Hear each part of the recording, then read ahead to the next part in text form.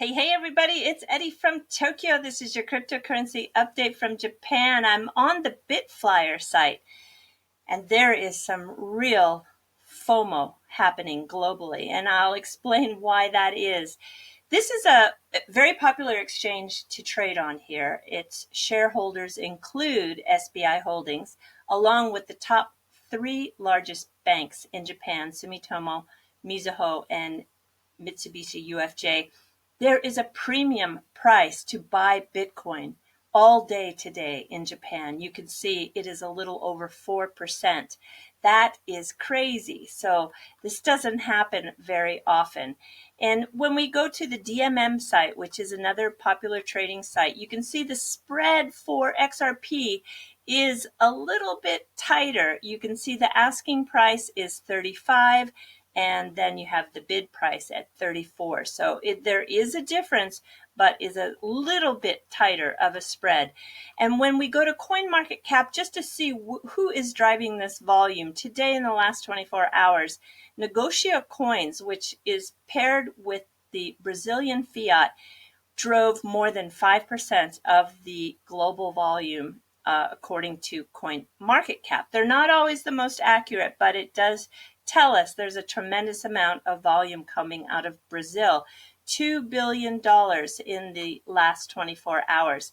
And for XRP, this is actually the most accurate site for reported volume. You can see XRP has a reported 24-hour volume of 2 billion, a little over 2.4 billion. Now, this is much better than it was, like double from what it was a week ago. But when we were in the high 350, 360, 370 back in 2017, that daily volume was more in the neighborhood of 7 billion, 8 billion, 9 billion. So we're going in the right direction, but still we have a little ways to go. And what is most surprising actually for me today is that Bitcoin achieved a 62.45% dominance. We haven't seen anything like that either since 2017. It's just crazy. And on Poloniex, they reported a high of actually 7,582. I don't know when this is going to stop. There is one factor that I think we need to all be aware of, and that is once Binance allows for the deposits and selling to reoccur back on the website, I'm curious how that is going to affect the price.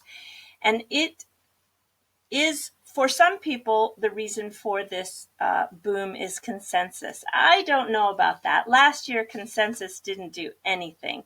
Nothing, as a matter of fact. They thought it was going to have an impact on price, but it actually, it was just totally dismal. I don't believe it's consensus, but it is an important event, and they are gathering everybody as a platform to share to the world the status of blockchain and cryptocurrency. There's a lot of networking that occurs. There's tons of content. There are keynote speakers, 7 stages, so it gives you an idea of the size of this event. Workshops, there'll be announcements of new launch projects, and etc. So expect a ton of news coming out this next week.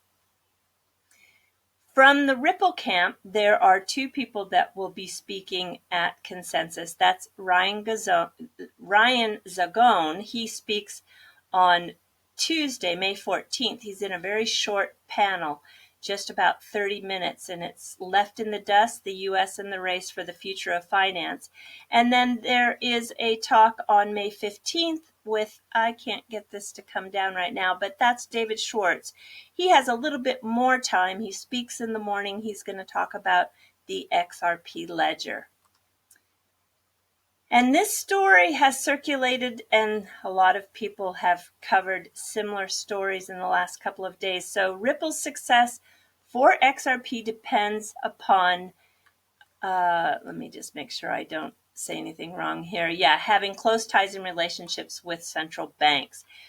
Well, no doubt that is the role of Dilip Rao, and he knows that, and he said it recently in the Ripple Insights, but this tweet came out from him a couple of days ago. He is looking forward to engaging with central bankers at the World Bank FinTech Conference in Vienna about DLT and Ripple, and I can't think of a better person to be in front, face to face with the central bankers. And what's also kind of interesting, about 30 days ago, this gal, who is the lead of the World Economic Forum blockchain and DLT project, she let out of the bag that there are 44 central banks that are active and highly involved in blockchain technology.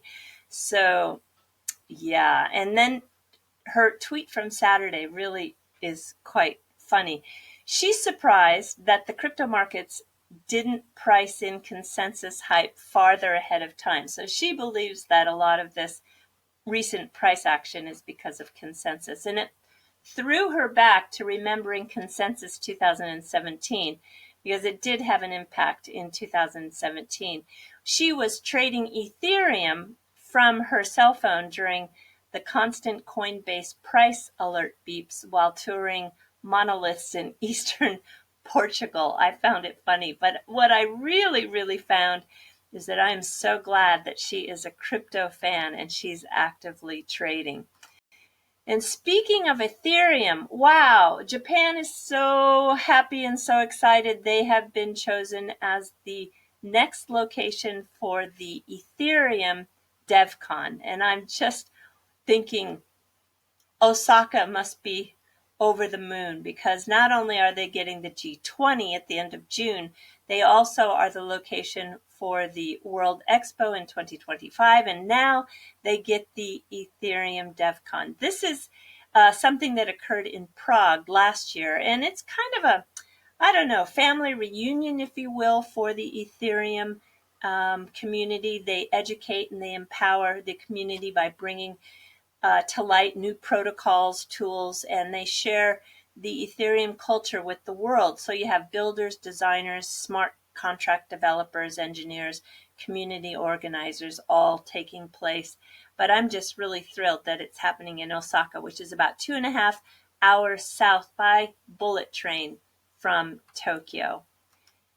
And here we have a little bit of information coming out of the DC U.S. House of Representatives. They are launching a new task force.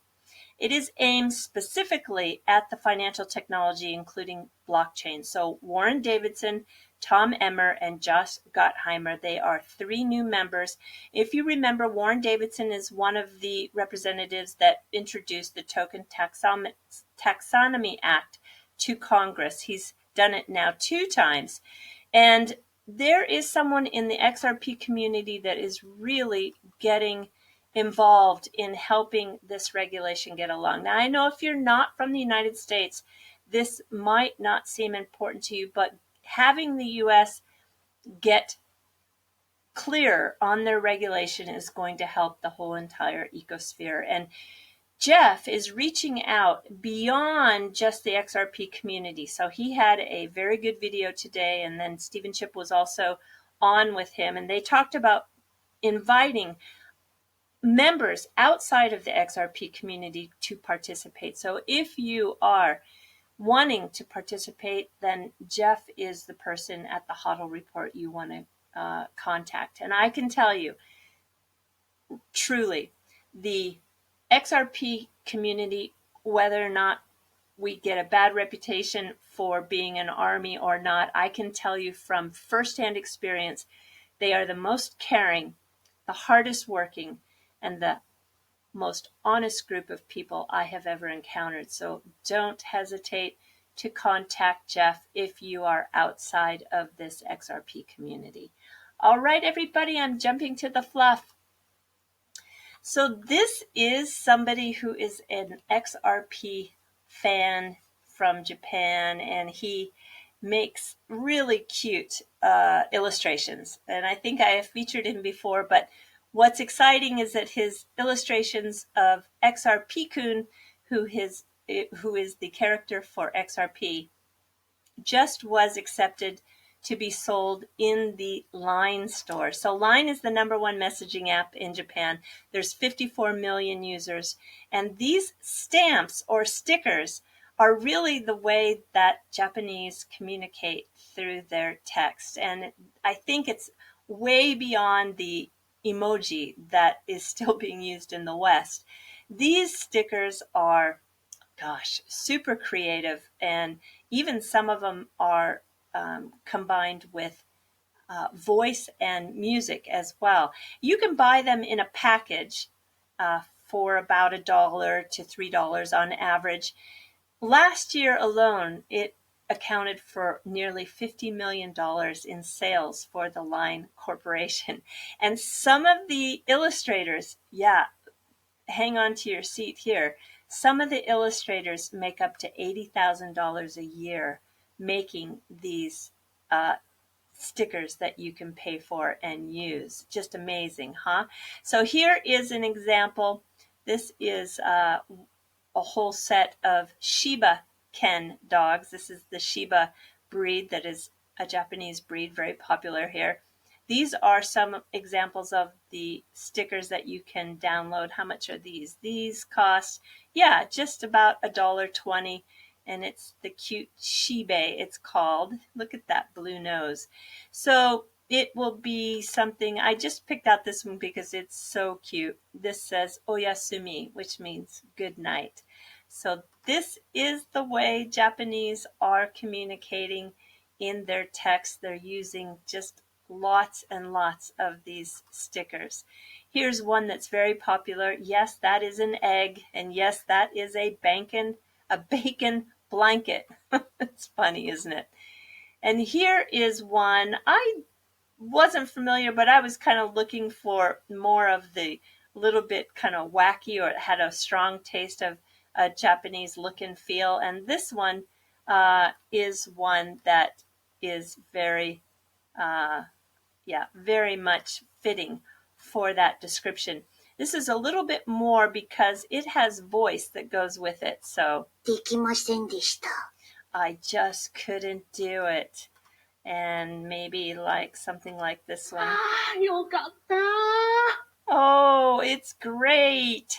So anyway, if you are a creative type, you can actually download the app from the Line Creator Studio and create your own stickers, submit them to be reviewed, and if they are something that the company likes, they'll put them in their store, and you can be one of those people who make money on the downloads of people who use your stickers. Yeah, I think I found my next project. I'm going to give it a try. So anyway, do take care, everyone.